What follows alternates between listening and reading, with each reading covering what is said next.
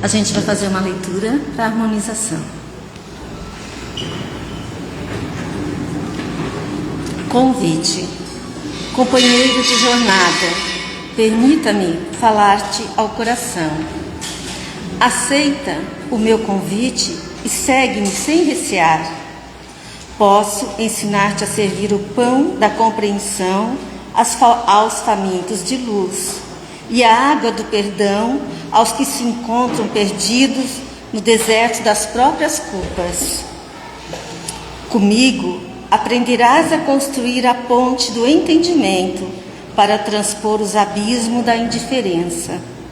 Deixa-me inspirar tuas palavras e guiar teus passos. O mundo quase sempre me rejeita, mas onde encontro guarida, renovo os pensamentos e aproximo os corações. Por isso, deixa-me fazer-te companhia. Posso ser o escudo que te protege das agressões, a linfa que te refrigera a alma nos momentos de luta. Sou tua irmã. Dá-me tua mão e segue comigo. Meu ideal é servir. Meu alimento é o amor. E o meu nome é fraternidade. Dentro de ti, justos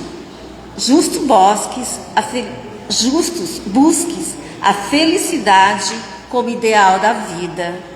Entretanto, não a procures apenas fora de ti. Olha para dentro e descobrirás enormes fatores que podem te conduzir à plenitude. Tua inteligência pode construir, tua generosidade pode reerguer, tua bondade pode consolar, tua tolerância pode apaziguar. Experimenta vitalizar essas virtudes e encontrarás a felicidade, porque quem já aprendeu a construir, reergue, consolar e apaziguar, aproxima-se naturalmente de Deus. E quem segue com Deus, caminha com a felicidade imperecível. Que assim seja.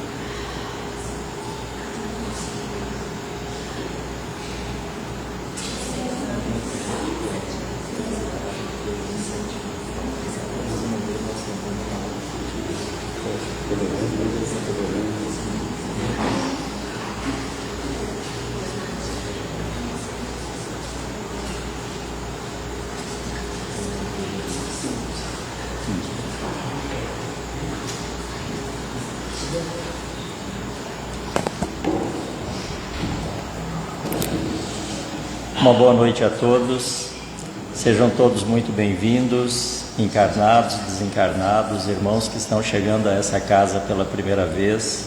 Sintam-se abraçados por todos os trabalhadores do Centro Espírita Caminho de Luz e principalmente pelos trabalhadores espirituais que aqui já se fazem presentes.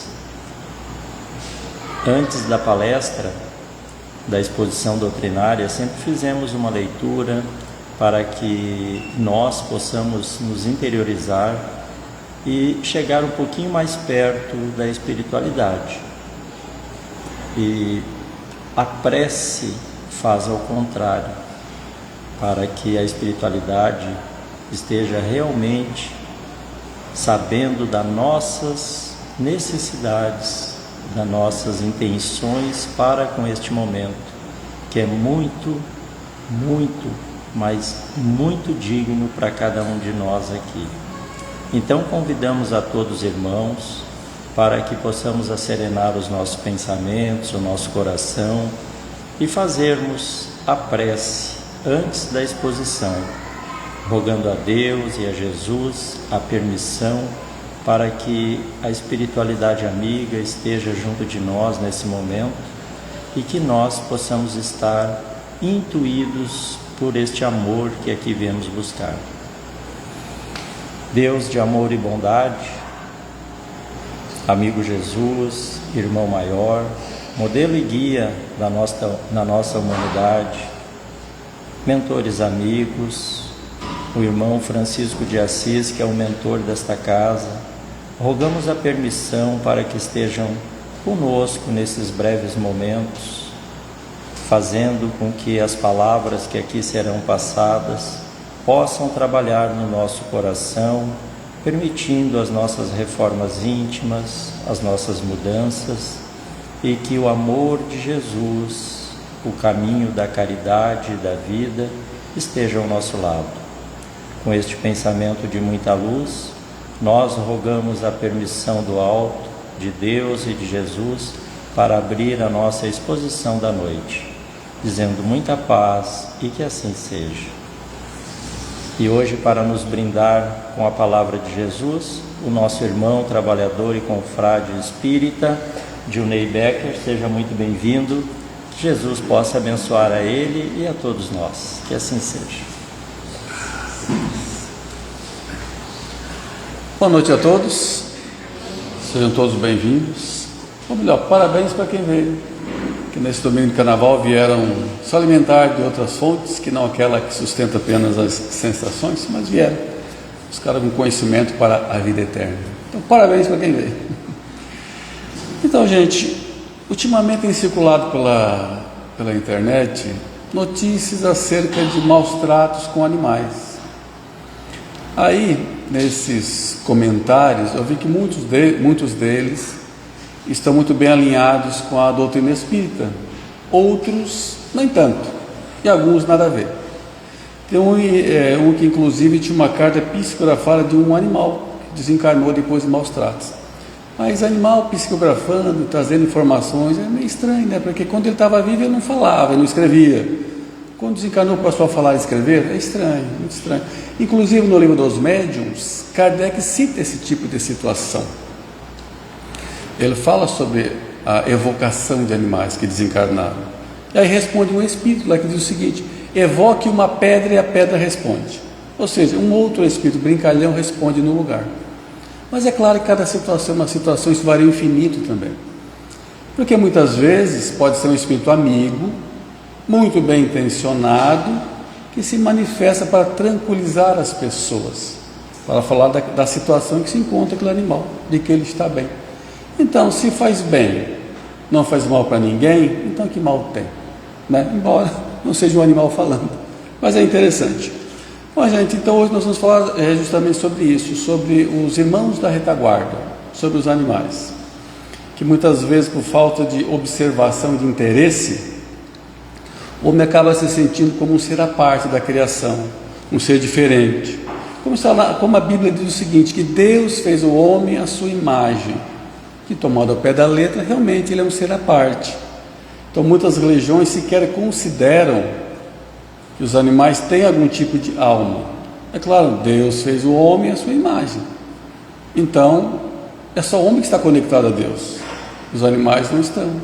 Eles existem apenas para o trabalho, servir de alimento e para embelezar a natureza. Se desconsiderarmos toda a amplitude, ficamos só ao pé da letra nessa frase bíblica. Mas quem tem algum animalzinho em casa, um animalzinho de estimação, já sabe muito bem que ele é muito mais do que um aglomerado de matéria orgânica.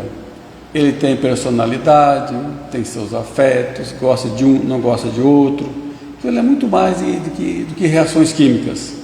E lá no livro dos Espíritos, na questão 606 e a 607, nos esclarecem os amigos espirituais que os animais, tanto a alma deles quanto a do homem, emanam do mesmo princípio. Então ninguém teve nenhum privilégio na criação, todos emanam da mesma origem. da mesma origem, é verdade, mas isso não significa que um espírito humano possa reencarnar no corpo de um animal. Isso também não existe, como dizem os amigos espirituais, a criatura nunca regride na escala evolutiva. Porque se o corpo é material escolar, então todas as vezes que eu venho para a escola terrena, eu tenho que vir sempre com um equipamento mais sofisticado, que me forneça mais condições de estudo e de aprimoramento. E além do mais, nós somos como nós nos vemos, como nós nos sentimos. Quando nós desencarnamos, continuamos com essa aparência, porque é assim que nós nos vemos, é assim que eu me sinto. Então, o meu corpo espiritual é dessa forma. Então, ele é a forma do corpo, então ele forma o corpo. Então, se eu me sinto humanoide, eu sempre vou reencarnar como um ser humanoide, como um ser humano. Então, não faz muito sentido aquela ideia de algumas religiões antigas e algumas atuais, que existe a metempsicose, a ideia de que um ser humano possa reencarnar em animais para resgatar os seus males. Então ele foge da razão, foge da lógica e também das bases da doutrina espírita. E lá na questão 597, pergunta-se: se os animais possuem uma inteligência que lhe faculta uma certa liberdade, existe nele algum princípio independente da matéria? E a resposta é a seguinte: há, e sobrevive ao corpo, e que também está sujeito à evolução. Então os animais, assim como nós, eles vão se aperfeiçoando através das reencarnações. Eles vão e vêm também do mundo espiritual para a escola material também, assim como nós. É claro que eles têm uma inteligência muito limitada. Ele fala que tem uma inteligência que dá uma certa liberdade, mas muito limitada, é claro. Então, claro, no mundo espiritual eles não escolhem aonde e como vão reencarnar. Quem faz esse trabalho são espíritos humanos que trabalham nesses setores, que talvez nós mesmos temos trabalhado algum dia nesses setores que cuidam da reencarnação dos animais, ou podemos trabalhar um dia, quem sabe, esse setor que trabalha com a vida dos animais para a Terra. Então o Espiritismo é esse bico de luz que nos esclarece a natureza dos animais, de uma forma lógica, de uma forma racional e sem fantasias, de que eles também são criaturas divinas, em evolução, têm seus afetos também, que têm uma inteligência limitada, mas tem uma inteligência sim. Eles têm muitos atributos, como curiosidade, quase todo cão e gato tem essa curiosidade, né? Senso de fidelidade conjugal também, algumas espécies têm. Sentimento de maternidade, muito observada em todos os mamíferos. Senso de vida social, de vida em família. Então basta observar com interesse que nós vamos encontrar essas qualidades nos irmãos da retaguarda, como diz Emmanuel. Então, irmãos da retaguarda que merecem todo o nosso amparo e nossa proteção. Mas muitos animais, embora pareçam que têm uma capacidade maior que a do homem, fisicamente falando, mas o princípio espiritual deles está muito na retaguarda em relação a nós.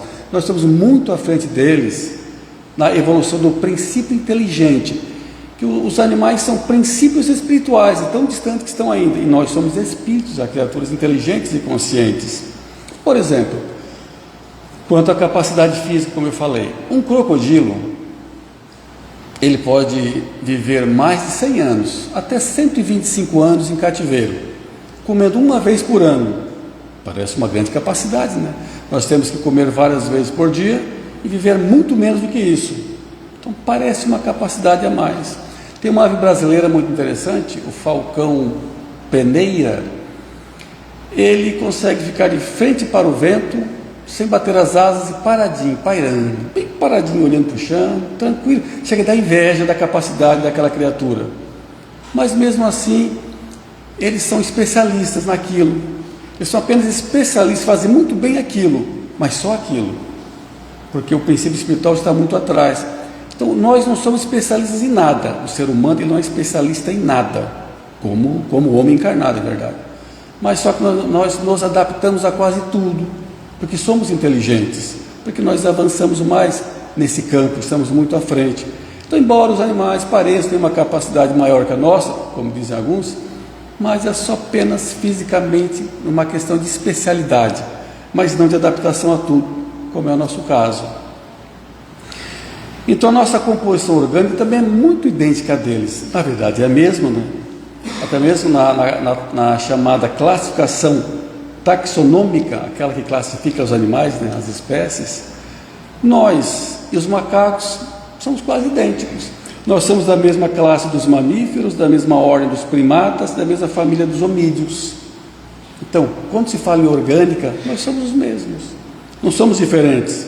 Então nós estamos para os animais não como um ser à parte da natureza, mas como um superior hierárquico na escala evolutiva. Então, como disse Kardec, nós somos a continuidade da evolução dos animais. Ele diz que o espírito humano só chegou a esse estágio depois de passar por toda a fieira evolutiva dos animais. Mas não significa que nós somos animais aqui na Terra. Não fomos, que nem deu tempo para isso, e nem dará tempo para isso para os animais também. Nós somos espíritos de provas e expiações, e esse é o mundo de provas e expiações. E como está lá no Evangelho, segundo o Espiritismo, ele diz que os espíritos de provas e expiações são exóticos ao mundo. O que isso quer dizer? Quer dizer que nós não somos da Terra, não começamos a nossa vida aqui. Começamos em outros mundos, outros planetas, outras escolas. Então nós somos exóticos à Terra. Então a ciência fica tentando encontrar, né, extraterrestres a todo custo, e basta olhar um para o outro. Todos nós somos extraterrestres. Nós não começamos a nossa vida aqui na Terra. E nem mesmo os animais que estão aqui na Terra, que nós conhecemos, vão chegar à fase homídea aqui também. Porque não dá tempo para isso, é muito longa a caminhada. O dia que o nosso cãozinho atingir essa fase de homídeo, de espírito humano, inteligente, na idade da razão, o próprio planeta Terra já nem existe mais, de tão longa que é essa caminhada. É longa, não começa na Terra, mas onde começa a vida? Essa questão também está lá, tanto no livro dos Espíritos como na Gênese. De uma forma assim, muito sintética, os mentores dizem o seguinte, que a vida vai do átomo ao arcanjo. Isso é uma ideia muito lá da antiguidade ainda, que o átomo era a menor partícula conhecida pelo homem, e o anjo, aquele bem próximo a Deus, o arcanjo muito próximo a Deus. Mas nós sabemos que o átomo não é a menor partícula que existe, existem infinitamente menores do que ele. Então nós não sabemos onde a vida começa. Não porque Deus guarde segredo. Não, eu vou guardar segredo porque eles não podem saber disso agora. Mas é uma questão de capacidade. Nós não temos os sentidos necessários para compreender isso. E nem a linguagem também. Se os espíritos superiores não falassem como a vida começa, nós não íamos compreender. Falta inteligência, linguagem e sentidos para compreender também. Então, de uma forma sintética, nós encontramos lá na Gênese, que é: no mineral, o princípio treina as atrações, no vegetal treina as sensações, quando chega o animal ele treina os instintos, quando chega o homem começa a treinar a razão, e no anjo ele vive a divindade. Como disse Jesus, os anjos do céu contemplam face a face o meu Pai. Naquele ponto já contemplam a Deus, mas depois de passar por toda essa fieira evolutiva. E quais são aqui na Terra os animais mais evoluídos? Os que estão mais à frente nessa escala evolutiva, já que é uma fieira evolutiva, quem estaria na frente? Quem seriam os mais inteligentes? Bom, gente, nas obras básicas do Espiritismo, só dá uma ideia geral da evolução, que eles evoluem, mas não cortam as escalas, porque a evolução ela não muda de uma reencarnação para outra, é uma fieira longa. Então, mas assim, de uma forma um pouco mais elucidatória, o Espírito Emmanuel nos fala lá no Consolador, e também André Luiz no livro Evolução de Dois Mundos. Ele diz que os cães, os gatos, os macacos, os elefantes e os cavalos estão à frente, porque tem uma riqueza mental muito maior. Eles conhecem algo parecido com amor, gratidão e ciúme também. A gente percebe isso, eu também percebi isso, que nós tínhamos uma vez 2 cãezinhos, eram irmãos, mas muito ciumentos, não podia fazer carinho em um sem fazer no outro, dava um brigueiro. Então isso aí brigando, se rolando, era uma verdadeira cachorrada, por conta do ciúme. Então isso é uma sensação, isso é um sentimento, é algo que vai um pouco além do instinto também. Os elefantes, por exemplo, quando a manada sai caminhando, se um morre, ele cai. Os parentes ficam em volta fazendo uma espécie de velório. Em alguns casos ocorre até uma lagrimazinha de um ou outro. Os outros vão e fica aquele que é mais próximo daquele que morre. Isso é de modo geral, tá? Nem todos fazem isso, mas de modo geral. Ele fica um tempo ali velando, mas depois ele vai e segue a manada. Então é um sentimento rodando-se também. Há uma riqueza mental que eles não observam em outros animais. É específico de alguns. Então não existe como falar aqui, esse, aquele são mais evoluídos. Então isso é de um modo geral, como disse André Luiz no livro Evolução em Dois Mundos. Então nessa longa feira evolutiva, os animais são nossos parentes mais próximos. Então, sendo Deus a causa primeira de tudo, os animais e nós, então nós temos o mesmo valor. Ninguém é mais valioso que outro diante de Deus, diante de toda a obra divina. Nós temos exatamente o mesmo valor, porque emanamos da mesma origem, do mesmo princípio. Agora, se os animais têm alma e que sobrevivem ao corpo, onde para a alma quando o corpo morre? Então, lá na questão 676 do Livro dos Espíritos, a resposta é: os animais em desencarnando são selecionados por espíritos humanos e utilizados quase imediatamente, não havendo tempo para erraticidade. Então entende-se que ele desencarna e quase imediatamente reencarna, não havendo tempo para viver lá no mundo espiritual, interagindo com outras criaturas. Mas quando a gente lê as obras complementares, subsidiárias do Espiritismo, a gente percebe que há relatos de animais no mundo espiritual.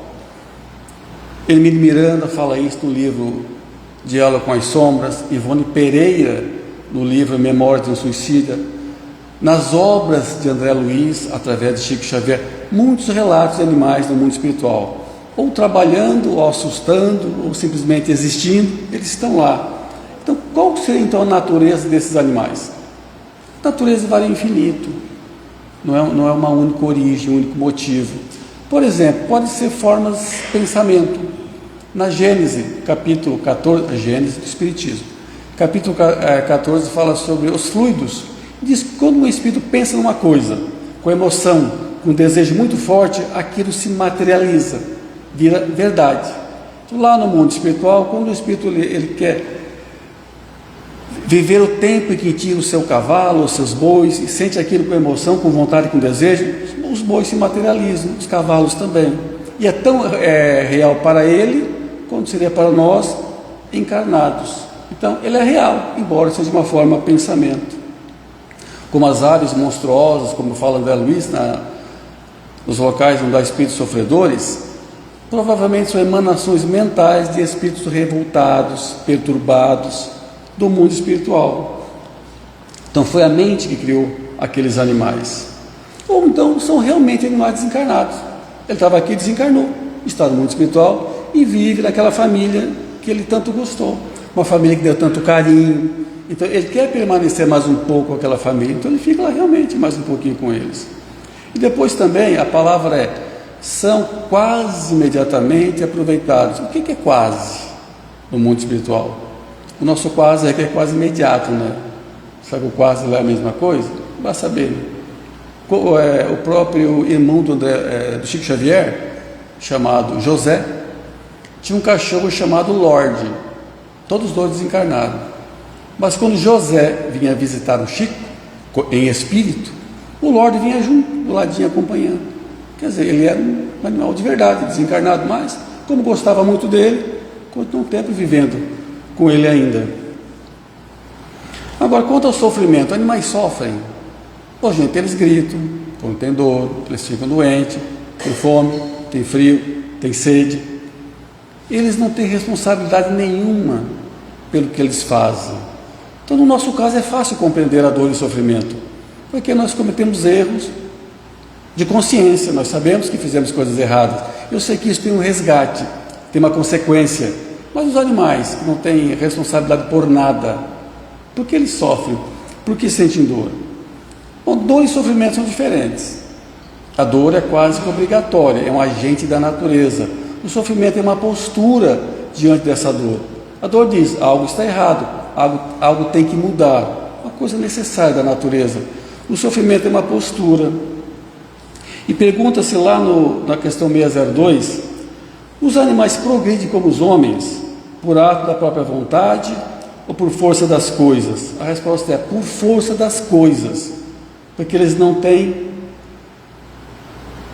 são culpados consciente das coisas que fazem, então eles não sofrem expiação, eles não têm provas, então eles vivem somente pela força das coisas. É porque nós temos aquela ideia de que todo sofrimento é kármico, é uma coisa do passado. Então nasce uma pessoa com uma deficiência física e as pessoas pensam, olha, aquela criatura cometeu erros gravíssimos no passado para vir com aquele problema. Mas não é bem assim. Pode ser um defeito da própria matéria, porque o mundo nosso ele é imperfeito, o espírito é imperfeito também, então a matéria é imperfeita também. Então muitas vezes os animais nascem com defeitos e não tem culpa de nada, não é uma expiação, não é um resgate, é da própria matéria. Então, porque eles progridem pela força das coisas, pelas circunstâncias da natureza. Ou muitas vezes, no nosso caso, o próprio espírito pede para reencarnar com algum probleminha a mais, para facilitar a sua caminhada. Como disse Jesus, se o teu olho é motivo de escândalo, arrancai-o. Então foi o espírito que pediu. O que é a força das coisas que faz os animais progredirem? A fome obriga a caçar. As intempéries obriga a buscar um abrigo. Então assim ele vai evoluindo, ele vai passando. Então por que os animais passam por necessidades se eles não têm culpa de nada? Porque toda evolução pede esforço, nada é de graça, nada vem por osmose, como se diz. Por exemplo, para nós sabemos que perdoar é bom, mas é doloroso para nós perdoar, porque o orgulho machuca. Então esquecer, não desejar o mal para alguém que me diminuiu, que me ofendeu, né? Isso dói para nós, porque o orgulho é muito forte, mas eu sei que o resultado dessa dor, de tentar perdoar, é a paz de consciência, que eu sei que é muito superior do que satisfazer o orgulho e a vaidade também. Então ninguém consegue elevação, nem nós, nem os animais. Se nós viéssemos para a Terra e ficássemos aqui o tempo todo deitado em campos floridos, ninguém ia para lado nenhum. É claro, isso não significa se quando uma criatura impõe sofrimento a outra, ela vai evoluir mais rápido. Não, isso não existe, isso é estupidez. Porque nessa longa fieira evolutiva, existe uma lei que se chama caridade. Então a obrigação de um ser é aliviar a dor do outro, aliviar o sofrimento do outro. E não só entre nós, de nós para os animais também. A minha obrigação é facilitar a vida dos animais, aliviar a dor e sofrimento deles também. E quanto ao sacrifício de animais, ou seja, a eutanásia dos animais, no nosso caso é absurda, porque nós somos responsáveis por tudo que acontece conosco. E só Deus sabe em que momento um espírito humano deve abandonar o seu material escolar e partir para o mundo espiritual. Porque muitas vezes aquela agonia, aquela dor, aquele sofrimento é uma cura de uma doença muito maior que eu já trazia no meu corpo espiritual. Porque o nosso corpo é o dreno da alma. Se eu matar o corpo, eu estou fechando o dreno. Então, no nosso caso, é fácil compreender. Só Deus sabe. Nós não podemos cometer eutanásia entre nós. Mas e quanto aos animais? Que não têm culpa de nada, que não resgatam nada, expiação por nada. Então, os animais não podem ser mantidos em situações de sofrimento, de dor e de limitações. É um caso a ser pensado, porque cada caso é um caso. Imagina um cachorrinho bem velhinho, cego, surdo e sem olfato, e cheio de dores, de artrose, de artrite, de tudo, porque eu conheci um amigo que era um collie, grandão, ele era um pouco pesado, estava nessa situação e sofria muito, gritava de dor até para beber água. Então é um caso a ser pensado, gente. Então cada caso é um caso. Então quando é uma situação para reduzir a dor e sofrimento, então cada um pensa no que fazer, né? Mas nós temos sempre que respeitá-los como irmãos da retaguarda. Porém, nós não temos que manter situações daninhas também, perigosas. Por exemplo, nós combatemos as pragas, e geralmente são animais. Ou seja, há um limite para a destruição, como está na questão 734 do Livro dos Espíritos. E qual é o limite para a destruição dos animais? É o nosso sustento, a nossa segurança e o equilíbrio. Então, quando se transforma em pragas, Ou seja, é a nossa segurança, nós temos que controlar. Quando nós abatemos para a nossa alimentação, é o nosso sustento, nós temos que manter também. Quando é para o equilíbrio, eu pensei num caso, uma vez, isso há muitos anos já, num país do Sudeste Asiático, estava com uma superpopulação de elefantes. Então imagine elefante demais, destrói tudo. Então eles tiveram que abater alguns para ter um equilíbrio, para manter a vida dos demais. Como lá alguns fazendeiros americanos estão com um sério problema com javalis, um excesso de javalis, estão acabando com tudo. Então o equilíbrio, quando nós falamos em pragas, é diferente. Amá-los como irmãos da retaguarda, mas não temos que manter situações daninhas, porque tem um limite, como está lá no livro dos Espíritos. Então ela é abusiva, essa destruição, quando passa desse limite. Por exemplo, qual é a necessidade de manter touradas para matar o touro no final do espetáculo? Necessidade não, sustento também não, equilíbrio também não. Então ele é abusivo, ele passa dos limites. Comer carne demais, isso aumenta o rebanho, aumenta o abate também. Nós temos que comer carne demais? Também não. Então até isso eu respondo, aquilo que ultrapassa esse limite da necessidade do sustento. Porque Kardec diz o seguinte, quando pergunta-se, né? Na verdade Kardec é que pergunta, né? Qual a utilidade dos animais. E os mentores dizem, ele está aí para servir ao homem. Então alguns biólogos e defensores dos animais querem pegar Kardec pelo pescoço e chacoalhar. Mas só que tem que entender, gente, depende da época. Kardec falou isso numa época em que os animais eram muito importantes realmente para servir o homem, a transporte, alimentação e tudo mais. Dizem inclusive alguns historiadores que quando Cabral chegou ao Brasil, o povo que vivia aqui estava na idade da pedra, nus na idade da pedra, enquanto os europeus já estavam a caminho da Revolução Industrial. Mas por que essa diferença tão grande? É porque lá os europeus e na Ásia, eles tinham animais de grande porte, para transporte das coisas, para arar o solo, ou seja, eles evoluíram mais rápido, trocavam tecnologia do lombo de camelos e cavalos. Aqui na América do Sul, o maior animal que existe aqui era a anta. Não dá para arar o solo, uma anta, fazer transporte no lombo de uma anta, é complicado. Então eles são muito úteis realmente para a evolução do homem, para servir o homem como alimento e como trabalho. Mas hoje é diferente, essa evolução já não é mais a mesma. Perdão, essa necessidade já não é mais a mesma. Então nós não precisamos mais ter animais em circos, às vezes maltratados, para nos divertir. Nós não precisamos mais escravizar os animais para o transporte, porque as ruas estão entupidas de carros já, não é mais necessário. Então a necessidade de um momento não é a mesma de uma outra época. Nós vamos responder pelos excessos, sim. Outra questão, a 723, sobre comer carne. Sim ou não? A resposta é a seguinte: na vossa constituição física, a carne nutre a carne, pois do contrário o homem padece. A lei da conservação impõe ao homem o dever de conservar as suas energias e a sua saúde, para que ele possa cumprir a lei do trabalho. O homem deve alimentar-se na sua organização para cumprir essa lei. Então, ou seja, a carne nutre a carne. Mas Emmanuel, lá no livro Consolador, ele diz o seguinte, que hoje, com a inteligência do homem, ele pode se alimentar também de outras coisas, sem ter que recorrer exclusivamente aos matadouros, como ele diz. Ele chama de a indústria da morte, os matadouros. Então, o que ele quer dizer? Que nós podemos também nos alimentar de outras coisas, não exclusivamente. Então, é um erro alimentar-se de carne? Claro que não, não está errado. É só o excesso que está errado, é que é um problema. Nós temos, na verdade, que respeitar então os animais. Eles atendem minhas necessidades e eu atendo às necessidades dele também. E respeitar uns aos outros. Se o vegano diz que você está comendo uma parte amputada de um ser vivo, respeita-se.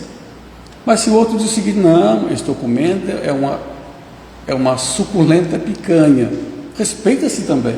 Um respeita o outro e não há problemas. Nós precisamos nos educar para nos alimentar somente com aquilo que é necessário. Como diz Chico Xavier, que comia a sua carninha, ele falou assim, às vezes um bifinho é mais que o suficiente. O problema é o excesso. Nós realmente precisamos de todos aqueles embutidos das mais variadas marcas e tipos das prateleiras dos supermercados? Talvez não. Talvez seja um excesso já também. Então a nossa falta de noção de quantidade de nosso consumo exagerado aumenta os rebanhos.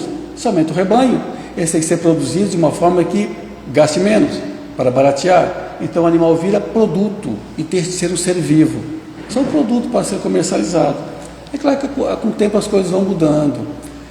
Existe um trabalho humanizado para os matadouros também, para as crias também, para que eles possam ter a vida deles também, já que eles vão nos servir como alimento. Então, um dos grandes deveres do ser humano aqui na Terra é de co-criador. Ajudar Deus na evolução e na criação do mundo. Pois nós estamos para os animais como os anjos estão para nós. Os anjos, os espíritos amigos, superiores, nos orientam a nossa evolução. Nós temos que ser os anjos dos animais, orientar os animais também, protegê-los na sua evolução. Só que ao contrário, nós muitas vezes somos os algozes dos animais. Isso traz grandes responsabilidades para nós. Nós vamos resgatar sim. Todas as vezes que a gente leva angústia, medo para um animal, eu altero o equilíbrio emocional daquele princípio espiritual e traz consequências graves para mim também. E às vezes muito mais graves do que quando nós nos agredimos, porque nós temos consciência, nós podemos nos defender, e os animais são absurdamente inocentes e sem culpa de nada. Então isso causa grandes responsabilidades e necessidades de resgates futuros. Tem uma frase muito antiga que diz o seguinte, que é impossível arrancar uma flor sem perturbar as estrelas. É uma ideia de que tudo está interligado, toda a consciência inteligente está conectada entre si. Gente, para encerrar, vou ler aqui um versinho, que há alguns anos eu já li, de um tema parecido com esse. Então quem já leu, por favor, não faça cara de tédio, porque senão eu vou ficar sem graça aqui, tá, gente? Mas é porque eu acho tão bonitinho esse versinho acerca dos animais. Ele é de Belmiro Braga, ele fez esse versinho para o seu cão, chamado Príncipe. Ele diz o seguinte, pela estrada da vida eu subi morros e desci ladeiras, e afinal te digo, se entre amigos encontrei cachorros, entre cachorros encontrei-te amigo. Hoje para xingar alguém recorro a outros nomes feios, pois entendi que elogio é quem chama de cachorro, depois que esse cachorro eu conheci. Belmiro Braga. E para encerrar, uma frase de Joana de Ângeles. O animal que hoje lambe o filhote e guarda, exercita o sentimento de carícias que um dia se transformará em beijo de mãezinha eternecida pelo seu filho. Joana de Ângeles. Então, gente, muito obrigado pela atenção, pela paciência. Um abraço a todos e boa semana.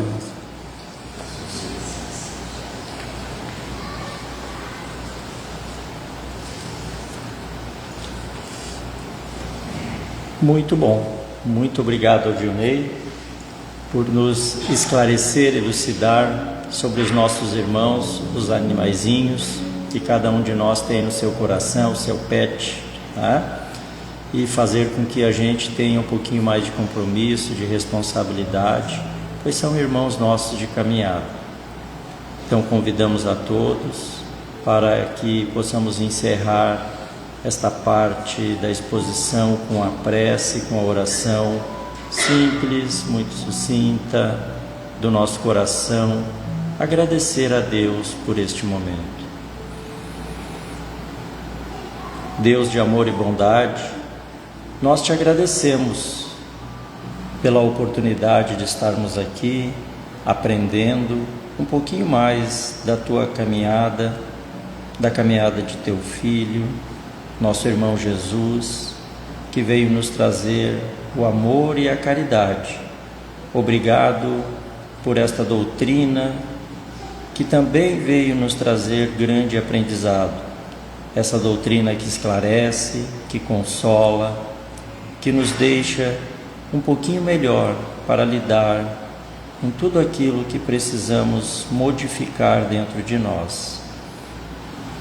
Agradecemos ao mentor espiritual desta casa, o irmão Francisco de Assis, por nos receber com tanta humildade, esse que foi um irmão nosso e um irmão dos animais. Gostaríamos também de rogar as bênçãos do Mestre Jesus, não só para nós que aqui nos encontramos nesta noite, mas para aqueles que trazemos em nosso coração, em nosso pensamento, pelos irmãos que trazem seus nomes escritos nos cadernos dessa casa, aqueles que gostaríamos que estivesse junto de nós nesse momento aqui presente, mas por algum motivo não puderam aqui estar. Então rogamos as bênçãos de Deus e de Jesus para todos os irmãos que são esta humanidade, que se encontram neste planeta escola, que estão junto de nós nesta caminhada evolutiva. Que possamos ter uma boa noite, uma ótima semana, uma caminhada evolutiva, iluminada, e que o grande amigo Jesus nos ilumine e nos abençoe. Com este pensamento, rogamos ao alto a permissão para encerrar a exposição da noite de hoje, dizendo muita paz a todos e que assim seja. Uma boa noite. Para os irmãos que irão continuar aqui conosco, que vão aguardar o passe, pedimos a compreensão e a caridade de permanecer em seus lugares em silêncio, pois a prece é uma oração e é uma caridade. Que assim seja.